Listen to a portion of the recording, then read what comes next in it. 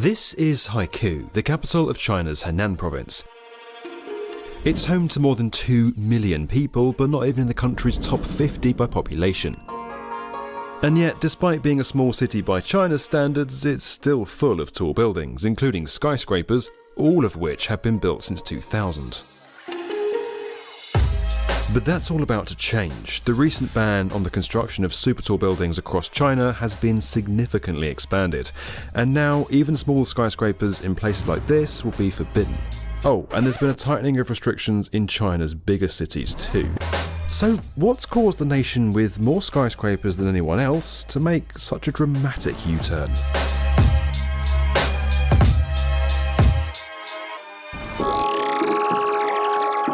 You might remember our video from July 2020 responding to a pretty extraordinary bit of news coming out of China. The country's Ministry of Housing and Urban Rural Development had just banned the construction of buildings over 500 metres in height and placed heavy restrictions on those planning to go over 250 metres. Entire cities designed to look like Paris, Venice, London, even Jackson Hole, Wyoming. It also put a stop to the copycat architecture craze, which saw large and slightly weird replicas of landmarks from around the world pop up in several cities. The Eiffel Tower! Look at that place!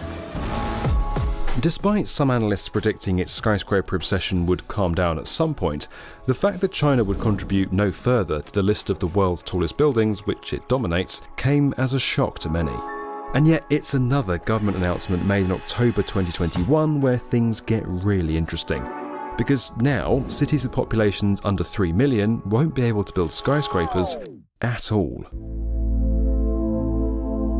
Going taller than 150 metres, the height at which a building officially becomes a skyscraper, will no longer be allowed. If that wasn't all, larger cities will be limited to 250 metres, less than half the height of China's tallest buildings. Now, special exemptions may still be given if a small city really needs a new skyscraper, but they absolutely definitely cannot go above 250 metres. Likewise, a bigger city could go higher than that if it has a convincing case, but if it wants to go over 500 metres, then forget it. No more Shanghai Towers or Ping An Finance Centres, and that's final. There are even new rules to follow past the 100 metre mark. To go higher than that, a building will need to meet certain seismic and fire safety requirements. The question then is, why? Wasn't China getting by just fine before? Didn't its skyscraper boom help it achieve those remarkable rates of development that it's enjoyed since the 1980s? Well, not everyone was that stunned by these new measures. In fact, some experts kind of saw it coming.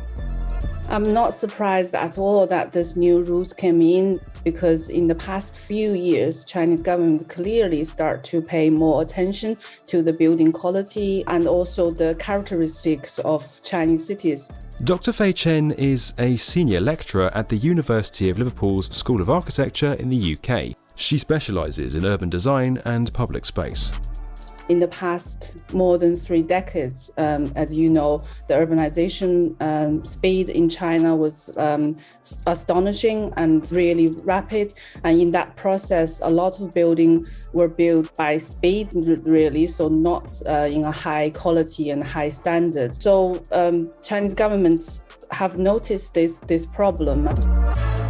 Those concerns about quality have only grown, not helped by incidents like this in May 2021, where footage of a skyscraper in Shenzhen shaking uncontrollably went viral. Officials are also keen to prevent more so-called vanity projects, where buildings are constructed more to make a statement than meet an actual need. Those buildings occasionally result in more floor space than could ever realistically be filled, and designs that arguably give little consideration to the surrounding area. There's the really extreme cases too. Some cities are now stuck with half-built skyscrapers caused by major financial problems during their construction, like Golden Finance 117, a story we've told before on this channel. Then there are the environmental reasons, like the high wind pressures and urban heat island effect that many skyscrapers create around them, as well as the added strain they can place on a city's transport system. Another concern is also a social concern as well, because all those buildings mostly are out of context, because Chinese cities still had a long history of development, and most of them still have a lot of historical buildings in it, and most of them are low rise. Focusing more on small cities which haven't been through the same massive development yet ensures they don't also become packed with tall buildings which simply aren't needed. But while the new rules make it clear what you mustn't do, there's not a lot of detail on what you should do instead.